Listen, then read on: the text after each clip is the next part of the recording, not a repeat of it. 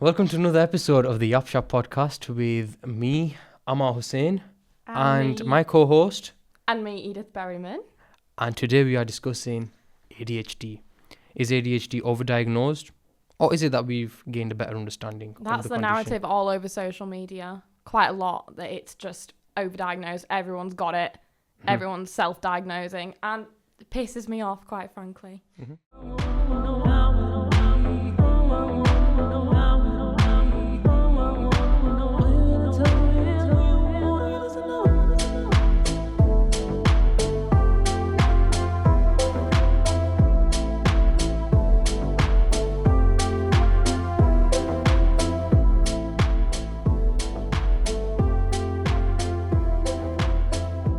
What is ADHD? ADHD is known as the Attention Deficit Hyperactivity Disorder. Now, people aren't too keen on the name because there is a lot more to it than an attention deficit and hyperactivity. But it's a neurodevelopmental disorder, which is a big word. I know, my apologies. That's the definition here. It just means a difference in the way the brain functions, basically. Yes, precisely. Yeah. And it's characterized by a persistent pattern of inattention and or hyperactivity. So not concentrating enough or being too hyperactive, too energetic, being impulsive, which can directly impact academic, occupational or social functioning. The NHS defines it as a condition where the brain works differently from most people, making it difficult to concentrate or sit still.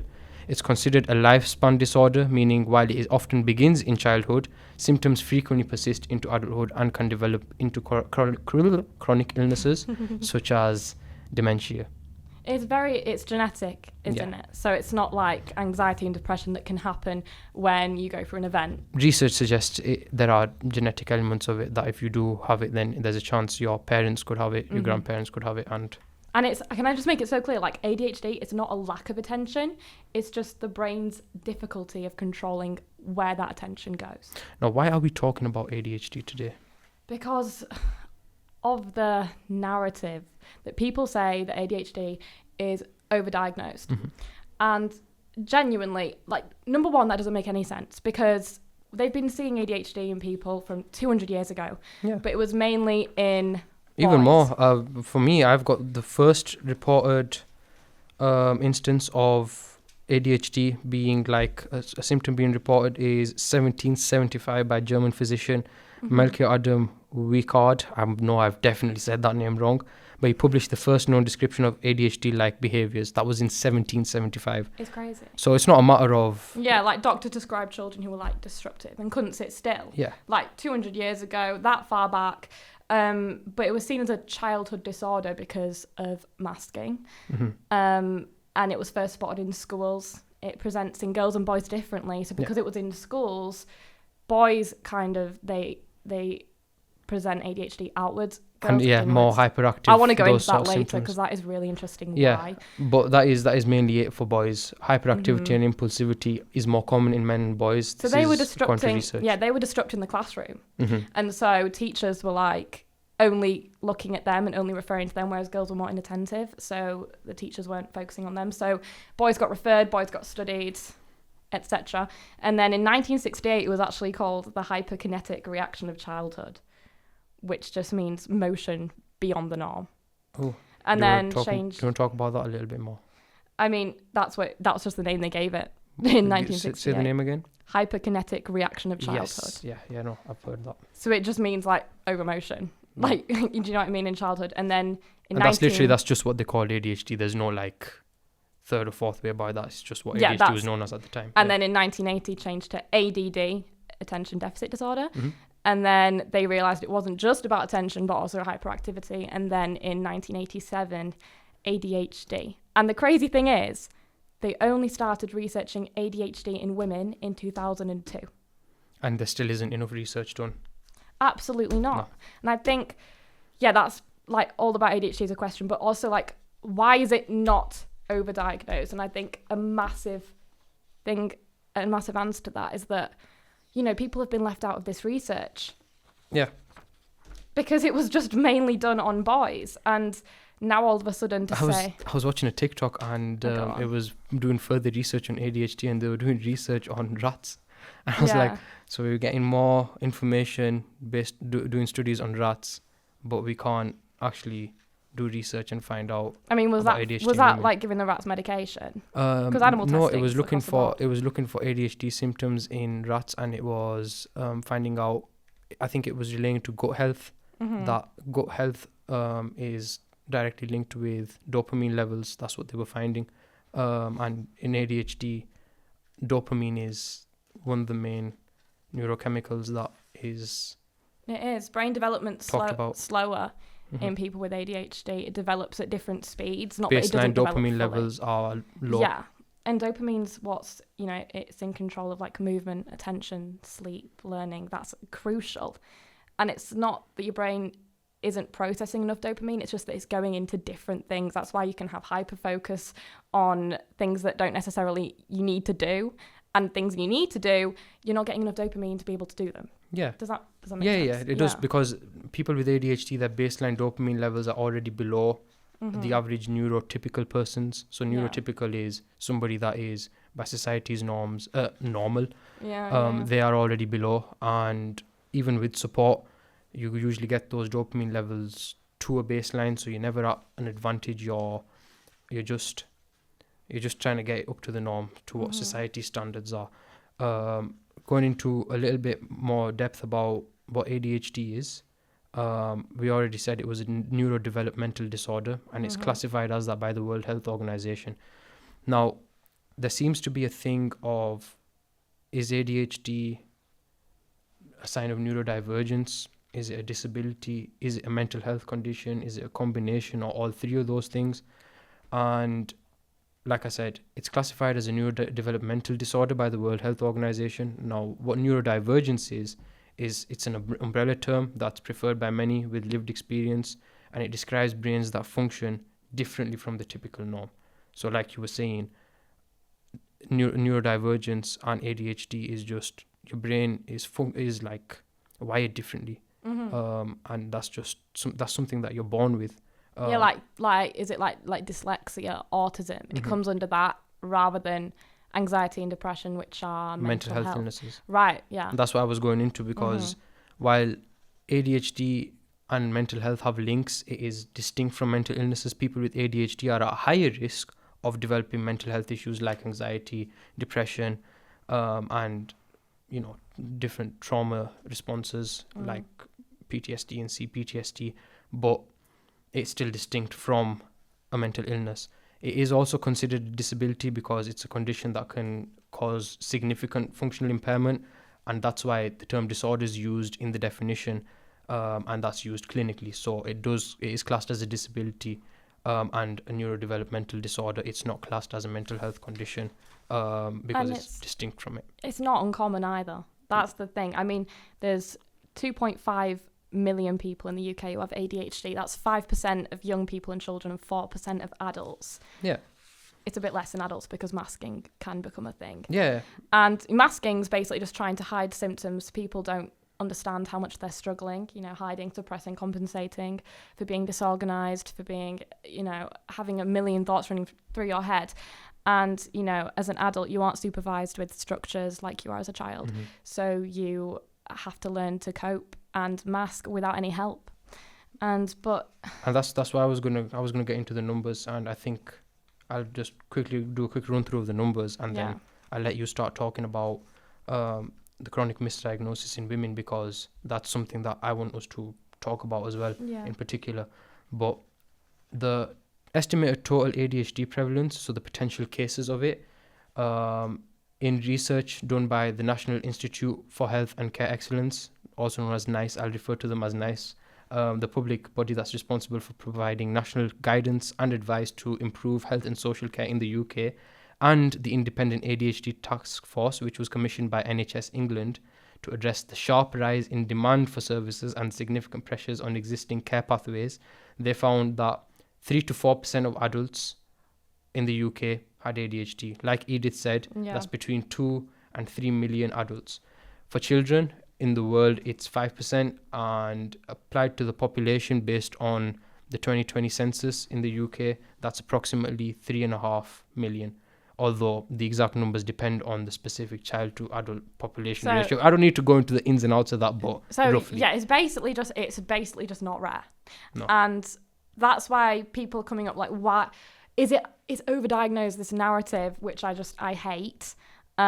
We have to see why there's been such a sharp increase in diagnoses, and why people might feel like it's being overdiagnosed, just because it's finally getting recognised in more people, and the terms become like there's more symptoms that are different in girls. And I will come into the girls. As for the diagnosis gap, the sources emphasise that the actual numbers are far lower than what the estimated prevalence is, because when you look at the numbers as percentages, 3 to 4% of adults and 5% of children in the world, that doesn't seem like a lot. But then when I start giving you numbers, that's when you start realizing, okay, there's millions of people that are estimated to have it potentially, or that they do have it. So is your data on the entire world? No, the adult data is based on the UK. Oh, right, okay. The children ones is the global one, because that's the only one I could find roughly that fitted this. There's a 1 in 9 rule that states that only 1 in 9 people with ADHD have actually received a formal diagnosis. And if you use a midpoint estimate of that means only 261,000 people have a formal diagnosis, while there's over 2 million people living with undiagnosed ADHD. And that's something that's one of my key questions, is why the waiting time is so long. I want to come to that at the end, because I understand. Yeah, I'm just going to let you jump straight in with that, because chronic diagnosis in women, misdiagnosis in women, why are women likelier to get misdiagnosed or get told that they don't have it? So it showed up more in boys, because boys present more outwards and girls present more inwards with ADHD symptoms. So girls can be inattentive, boys can be louder, more physical. And a lot of it comes down to a few factors. Social conditioning, boys were always encouraged to be boisterous, loud, historically, more physical. And because it's more acceptable, boys lean into that. Yeah. With girls, they received more immediate feedback if they expressed outward symptoms of ADHD. And, when they're being louder than boys, they could get immediate feedback and just completely mask quicker. But they also mask sooner because of biology as well. So difference in brain development timing, because they go through puberty a bit before, they release hormones first, and dopamine's a hormone. And these things can be conscious and subconscious. It's not necessarily that you know that you're doing these things. No. It's just something that you've grown up with, or society's kind of made you feel like there's a certain way you need to be, and because of that you behave a certain way. That's why it presents different. Yeah. It's really confusing. You'd think that just because it'd just be based on gender, our brains look different, but it's actually just us. Yeah. But because of that, women are frequently misdiagnosed with anxiety, depression, borderline personality disorder, eating disorders, or bipolar disorder. These are the main sort of conditions that they get misdiagnosed with, and it is usually ADHD. And one thing, like I said to you, mental health conditions and ADHD, there is a serious link between people with ADHD are likelier to suffer from anxiety and depression. I think we've spoken a lot about what ADHD is. I think we need to move on to the narrative of why people think it's overdiagnosed. And I've got some of my reasons. Into it. So TikTok and social media exposure, I would say, is probably one of the biggest ones. Social media has platformed individualism more than anything we've ever seen before. You can express yourself, you can share with people, you can blow up as well. And people relate to more people over time. So if you see someone and their platform is based on ADHD and they show up on your For You page and they've got lots of followers and they say, these are the symptoms, and you can see them and you're like, oh my God, I relate. And then they self-refer themselves. Yeah. Lots of women who have not been diagnosed as well, because the research only started in 2002. So them as well will refer themselves. But it's not the number of people with ADHD that has changed. It's just the awareness has grown with social media as well. It's just in the research, everyone was males.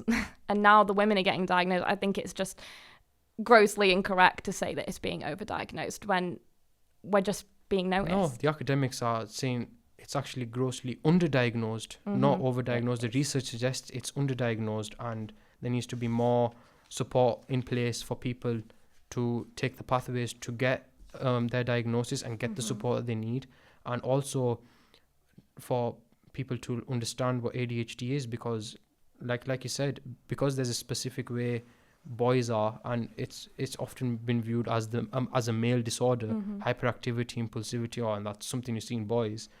Women get overlooked, and men that aren't like that, they get overlooked too. There's one of the sources, they say there's no good evidence of ADHD being overdiagnosed. Indeed, available data point to underdiagnosis. I think that was by Cambridge University. But I'm going to look at some of the arguments for it being overdiagnosed. Now, what are the arguments? Some concerns have been raised, particularly following a BBC Panorama report, which we didn't manage to watch. We should probably watch. That certain private clinics may be overdiagnosing ADHD through inadequate assessments. That's one of the arguments. And as a result, then Health Secretary West Keating, he's not Health Secretary anymore, also ordered a review into rising demands to investigate potential overdiagnosis. That's where we are at the moment. Why do you think, from what research you did on that, why do you think they would be overdiagnosing? Is it money incentive? Is it... The assessments are done online, from what I know, and... do you mean video call? Yeah. Well, a lot of places do that with video call now. People think that's not adequate enough to get diagnosed with a condition such as ADHD, and it's not something like that you get tested with like over a set amount of time. It's just you have that consultation, and they decide for you there and then. So do you think that's a financial incentive then? I don't think it's got anything to do with finances. So why would they do that? Going privately, it's like if you're paying for it, then it's a quicker route for you. If you're going through Right to Choose, which is a pathway that you can do via the NHS, where you get you can get diagnosed through a private clinic to make it a faster process, that they're still getting paid the same amount for it. So why are they... There's no financial incentive from their point of view. I don't know. It's ADHD it's a serious thing as well. You know, it's very serious. Higher suicide rates in people with ADHD. I've known people that have taken their own life from they've had ADHD, and then people have think it's been a massive contributing factor because it increases the risk of clusters of life difficulties, and it increases the risk of overlapping mental health illnesses because of chronic stress, burnout, and like we said, that is a breeding ground for it. Yeah, it's a neurodevelopmental disorder, and that means that your brain's wired differently. So you spend your life thinking, "Oh, why am I so different? Why can't I do things that everybody else can do?" Because you feel like you're an outcast, and because of that, things like having suicidal thoughts and developing conditions like anxiety and depression, there becomes a higher chance of that happening. And the impulsivity part it comes under the hyperactive part of the acronym of ADHD, and the impulsivity part I think is so important because... Why is that? Because that's substance misuse. That's your brain, in ADHD it's feel, act, think. No, it's feel, act, think, not think, act, feel. Do you know what I mean? You don't think before you act, and if a substance is in front of you and you've not had it before, you can be impulsive to try and take it, and that can lead to overdose. I think suicide is an impulsive decision as well. Like, they can make the decision to take their own lives in really awful circumstances because that impulsive part of their brain, the prefrontal cortex, is just not working right. And it's so upsetting, and people don't see that side because some people on social media think it's all, I'm a bit bad time management, or like I'm just a bit high energy, but there's this really dark side to it. Yeah, there is. But the thing is, there are also people that use ADHD as some sort of quirk. They think it's just some funny thing that they can pretend to have, or they can say they have if they are genuinely being lazy, or they've been a little bit like impulsive, like they act a bit quirky and say, it's my ADHD. And I'm referring to things that I've seen on TikTok, and it's like it really mocks people that actually do suffer from the condition, because somebody that's suffering from it will look at that and say... It's a lot the same with all conditions. It is. And that puts some people off because they feel like, it's not actually that serious. It increases the stigma. Yeah, It increases the stigma. It means people that think they have ADHD are less likely to get it checked out because they feel like, there's somebody on the internet that's, making like a mockery of it, and it's not actually that deep, when it is, trust me. But yeah, I think that's all I can say about it. I mean, we've established it's serious. It is. It has serious consequences. It's really difficult to manage, and all these people have it, and then there's an increase of diagnosis. Why do you think the waiting list is so long, focusing on UK? Because there are more people that are aware of the condition and wanting to be diagnosed for it now, which is good, because if you are suffering from something like ADHD, you should be able to at least get the diagnosis so you understand what you have, and that can help you try to, do research on it and figure out for yourself what works for you, what doesn't work for you, because what works for the average person might not work for you. It probably most likely won't work for you because your brain's not wired the same way. We have like 3 colliding factors. Yeah. To be honest, we've got it was unrecognised historically, awareness of it in social media. Yeah. So more people self-referring, and an NHS that is just chronically been underfunded. Yeah. And all those combined together, the waiting lists are insane. I mean, I am on the right. Well, I was on the right to choose pathway. I was told by my college tutor. I was told in high school, college tutor. Went on it 3 years ago, just NHS. Then I went right to choose about 2 years ago. And then I got a phone call and they said, we're not funding the area anymore. We don't know when, we don't know when, you'd ever be assessed. And the symptoms that I've had for ADHD were always recognised throughout high school by my parents, my impulsivity, my anger that I used to have. And it's just like, when will I ever get looked at for this illness? Because they want to rule that out because it's also runs in my family as well. But it's just like, it's either I go private for £600 and potentially not even have it, or I just keep waiting and they can't give you an answer. And I've got the reasons why the NHS is, not keeping up. But what do you think about, I don't know, what do you think about that? It's just unfair, isn't it? It's really unfair. And waiting times are a major issue, often taking, it says here, several months to years. In 2023... up to 2 years. For several months or years. Years, yeah. In 2023, the Leeds team was booking patients referred in December 2020. 2023, they were booking patients from 2020. And some areas are reporting lists stretching for 10 to 15 years. So, yeah. It's crazy. But the process for diagnosis, which I do need to mention because... It's so long. The process, yeah, it is long. But if you feel like you have it or you want to get it checked out, please do. It is a serious condition and it affects you throughout your life. And if you feel like you have been living with it up until now, then you've coped with it, and that makes you strong. But that doesn't mean you don't deserve any support or you shouldn't get any support, or because I've dealt with it up until now, I need to deal with it for the rest of my life. No, don't do that to yourself. But the process of diagnosis is that it must be made by a specialist healthcare professional with training in ADHD. The first step will be you'll go to your GP for consultation. You'll ring them in and you'll book an appointment where you'll discuss your symptoms and their impact on your life with the GP. And they do a little checklist, and then if you score over a certain amount of that, then they send it off to the... Yeah, that's the referral. The GP then refers you to a specialist, a psychiatrist or a pediatrician for a comprehensive assessment.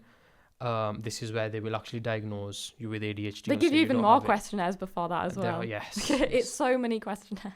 And the assessment requirements are that it's a high quality assessment, including a mental state examination, developmental history, and collateral information from other sources. So they will ask your parents or your childhood history, your school history, reports and things like that. And like we said, that is a long waiting process. So people do choose this pathway called Right to Choose, which is available via the NHS, where you can request to be referred to a private clinic that provides NHS services, which can reduce your waiting time. It does usually reduce it quite significantly, Not in my case. Like in Edith's case, it hasn't done that. If you do suffer from ADHD or you think you might have it, there are also support services for you just to speak to, because you might not be diagnosed, but you still might need somebody to talk to. You might need support for that, Edith. Oh yeah, if you really are struggling and you're struggling with suicidal thoughts, substance misuse, you can always call Samaritans on 116 123. It's 24/7 for free, or you can text shout to 85258 for crisis tech support. But there are obviously other things you can do until you get the diagnosis. Mm-hmm. Like, you don't have to just completely wait for the waiting list to be sorted out, because it will take a long time. But yeah, that's kind of the reason why the waiting lists are so long. There's all those three things. There's too few psychiatrists and ADHD clinicians. Mm-hmm. There's too few, because for so long it was only a childhood thing, so they were like, we don't need them. And answer is hire more, right? Problem, funding and training takes 10 plus years, won't see a difference for a decade. So it's not going to be over quick. Assessments can't be carried out by GPs either. No. People say train the GPs. Problem, GPs already backed up. An ADHD assessment can't be done in a 10-minute GP appointment. Come on. I can barely make a sentence. On a bit more of a positive note, some famous people with ADHD, I thought I'd gather a bit of a list. Can I say some as well? Yeah, you know what? Okay. You start it off. I've only got one. Go on. Lily Allen. I have... I've got two, actually. Go on. Makita Oliver. I can't believe you haven't said Emma Watson. Emma Watson's ADHD. Johnny Depp. Mm-hmm. Channing Tatum. It rings a bell, but I don't know him off the top of my head. Tom Holland. Ryan Gosling. Literally me. I was so shocked when I found, oh my goodness, I'm about to say it. He thinks he's Ryan Gosling. I do think I'm Ryan Gosling, but I think I've just kind of hinted at it about 50 million times, so I might as well just say it. Yes, I also have ADHD. I am diagnosed with ADHD. I didn't want to talk about it, but here we are. How long did it take you to get diagnosed? It took me between when I first found out, shout out in 2024. It was oh, yeah. I thought you were going to say in 2024, up until I got diagnosed for it it only took me a year. It's what? Did you do Right to Choose? It was Right to Choose, yes. I spent about 9 months on the waiting list, and then a friend of mine from uni said, oh, do you know about Right to Choose? I was like, huh? So then I did that, and then within must have been 3 or 4 months. Yeah, so Right to Choose sometimes works, sometimes doesn't. It depends. It's a postcode lottery. It's a postcode lottery, guys, because the NHS is nationally funded but locally managed. But yeah, Ryan Gosling, diagnosed with ADHD as a child, he struggled significantly in a traditional classroom, experiencing behavioral issues, difficulty reading, and frequent bullying. Ouch. But like I said, he's literally me. I always knew he was me, but this just kind of solidifies it. I mean, you guys saw me. Well, you guys wanted me to do a bit of acting. You wanted me to be like Ken. Oh my god! I tried, and what did you think? I think you could do acting. I don't think you can do an American accent. But I haven't had enough of a go with an American accent yet. Okay, but I tried. You said try to be Ken. I tried to be Ken. What, was it not good enough? Oh my god, Brandon, do you feel the same way? Oh, no, it's not for me. Oh, I can't hear him. I've just thought you just heard you. Brandon. I think I want to say... Go on. What can you do whilst waiting for it to be sorted out? Because 10 years is a long time. There are comorbid mental health conditions that overlap. If ADHD is left untreated or unrecognised, if you think you have it, there are things you can do. You can do lots of research. You can't just rely on medication. You have to kind of look into how to help manage your symptoms yourself. You can access treatments that are available through the NHS, which have shorter waiting lists, supposedly, like therapy, sleep support, GP support for mood symptoms, and this can reduce the secondary harm. Notice your triggers, make note of it. There's lots and lots. I mean, Reddit, one of my favorite things ever. Reddit is like, he keeps pointing at the camera because I'm not looking. I don't know why I'm trying to tell you what to do. No, it's fine. You could tell me. Reddit is amazing. You're so smart. I was trying to make it a thing, but no, guys. I was telling her to look at the camera. Are you on forums for ADHD on anything?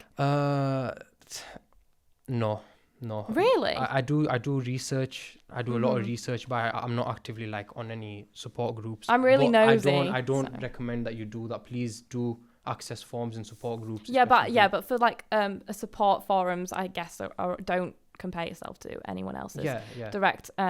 Because again, for men, you know how it's hyperactivity and impulsivity. Yeah. That's not been my main symptoms, and mine's not been. No, there's inattentive, there's hyperactive, impulsive, and there's combination. Which one do you have? Combination. Okay. And my head of year said when I mentioned it to her that she wouldn't have known if I didn't say it. So yeah, it's not just because I'm a dude doesn't mean that I'm hyperactive and I'm impulsive, and that's my ADHD. We're over with that stereotype, you know. But shift your mindset from I need a diagnosis to start fixing things to I can start building my own supports for executive function difficulties, like now, because it's going to be lifelong. And before we call it a day, what to do if you're dismissed, because I know this is definitely prevalent with girls and women, but even if you feel like, and you're adamant that you might have ADHD and you feel like you're not getting the support for it, make sure you're presenting real life examples. Speak to Edith. But if you can't speak to Edith, then present real life examples of how symptoms affect daily life clearly to your GP. Try to take a loved one to an appointment with you to help you explain those symptoms, because you might go there and your mind might go blank. I know, I have been there. If a GP refuses a referral, seek a second appointment, or even ask to see another GP at the surgery just to get a second opinion, because you might need a second opinion. But I think that's all we have. Or go private if you have. Yeah, that's another option, but I know that it might not be an option for everyone. It's expensive. I think... well, you know, you need to address the elephant in the room, actually. What's the elephant in the room? Or should I say the bear? Oh, you were going to do this at the start of the episode. That's what I was really confused, because he kind of just third wheeled the entire time. He did. This is... Are you gonna zoom in? You don't have to zoom in too much. There he is. This is our mascot. We don't have a name for him. We need a name for him. But yeah, he's gonna be our... What's he gonna do though? Like, what's he... He's just gonna sit there and listen to our conversation. I think he should be more of a part of it. I want to like... Wide angle camera, dude. I don't know what I want to do with... I don't know what I want to... Like, I want him to do something. Well, listen, guys, if you want him to do something, you know, let us know. Let us know if you want him to do something. I can't assume. I want him to be more of a part of the episode, because he's just sat there. He is. And do wide angle. Right, that's him with the. That's his clothes. He's from Build-A-Bear, by the way. He's a Build-A-Bear. Like, this was expensive, because I used to work there. Oh, have you smelt him? Is it strawberry? Yeah. I hate strawberry. Should have got bubble gum. You know what? I can't even put into words. But £3.50 for a smell. You know what? They last. The smells do last a really long time. Gorgeous. I've had customers come into my shop and they've been like... He smells like what I would want Lotso to smell like. Let me smell, actually. It's going to give me flashbacks. Is it the stomach or the chest? It's the head, actually. The head? Why would you get in the head? No, don't take his cap off. Whereabouts on the head? You can just sniff around his ear. Oh my goodness. That's quite nice when it's in the bear. It's all right. It is in the bear. The bubblegum one is the best though. But sorry, strawberry is my... Customers have said it lasts like 10 years. We're not going to be sitting down talking about what Build-A-Bear... Yeah, you don't even want to talk about Build-A-Bear. No, I didn't. I got Lego. Are we going to talk about why you got let go, actually? Health grounds. Which, by the way, we should mention why you got let go. Okay. Because it relates to, you know, ADHD. Oh, okay. So please, mention. So I was on probation for a month. You're on probation for 3 months when you start a new job, right? Yeah. And I had a lot of mental health going on, and I basically said, like, I had 3 shifts over 3 weeks, which was 3 4-hour shifts at 12 hours, and I was like, I really can't come in right now. I've been advised not to. And they were like, So do you want to like resign or do you want us to fire you? Oh. To be fair, I was in probation. I didn't read the contract that much. It doesn't matter. That's not fair. But yeah, this this was a present to myself for my birthday. Yeah. I always wanted to build a bear growing up, never got one, so I got myself one. That is really sweet. I would definitely get a Build-A-Bear. But yeah, that's how he looks like without the thing on. But I've got this on him because... And he's called Pulsivate. He's not called Pulsivate. We're going to ask you guys what you guys think we should name him. This is a Name the Bear competition. Can you stop doing that because they can hear you? Just because we mentioned ADHD in today's episode doesn't mean you can just start, making sure everybody knows you've definitely got ADHD. That's actually not even one of the symptoms I have. Oh, do you want to discuss those? I can. Yeah, do it. I would say, oh my God, I know so many people watch this. I know. Impulsivity, and I think you can guess where that goes. Research, it helps with your research. Pardon? Oh my God, hyperfocus, really bad. God, you've really put me on the spot and I'm trying to think. No, it's okay. We don't... What? No, you tell me, because the first time you met me over the phone, you said, I feel like you have ADHD. What did you recognise in me? The fact that you changed conversation about 3 times. Behaviour issues in school. Yeah. You said you'd been excluded quite a few times. Yeah. That's also similar. Couldn't stop talking. But then also really inattentive and daydreaming. When I was a child, I didn't speak to anyone. I looked out the window in class. I would read a book at lunch. I was very reserved. And then I think masking came in about like year 9. Mm-hmm. Because I remember I sat next to someone in like high school and they were like, are you new? In year 9. And then I think that my masking came in then. But I used to have like tantrums when I get back from school and breakdowns. Why? I don't know. My parents just thought it was really bad behaviour and bad parenting. My sister, absolutely fine, perfect child. I'd come home and I'd just cry my eyes out. I'd like shout at my mum. We'd like be like not breaking down doors, but like shutting doors on each other. And you just drained. I would, yeah, and I think that was probably just from, like the masking. I think if I don't have ADHD now, what? No, I understand. But I think on that note, we'll call it an episode. This has been pretty. This has quite been a friendly episode because last episode was actually really heated. Yeah, it's been a really... I'm going to reply to some of the comments as well. Yes, that's going to be on TikTok though. We're going to do that straight after this. Did I get called Little Lady? Or did I get called Lady? Or did I get called... You just got love. Oh, I got love. Little Lady. I thought you said... Rude as hell. But we'll talk about that on the TikTok. Brandon, feel free to wide angle us for a second. Yes. Not yet. Islam got it. There we are. Brandon's a student journalist as well at Leeds Trinity, where I am. He's been doing our camera work, so not any mishaps with the camera. You don't preview, but you can put yourself on the program so they can see you. We'll get him in front of the camera soon. We'll get him in front of the camera. He will be. We just need to make sure that we tell him this time what the next episode is. So he can prepare. Because I was like, Brandon, are you coming on the episode? He was like, I didn't even know what it was about. Okay. Well, that'll be something to discuss next. Name for the bear. Please give us your suggestions for what we should call him. It can be a she as well, but at the moment it's a him because I've been told he looks like me in a bear version, so fair enough. But aside from that, this has been the Yap-shap podcast, episode 3. Is ADHD overdiagnosed or is it just better understood? I think the conclusion we have come to... Piss off. No, it's not. Yeah, it's not overdiagnosed. It is a serious condition. Please get the support that you need for it. The Samaritans or text shout. We will obviously leave the numbers for those either at the start of the episode or now probably. I've been Ammaar Hussain. And I've been Edith Berryman.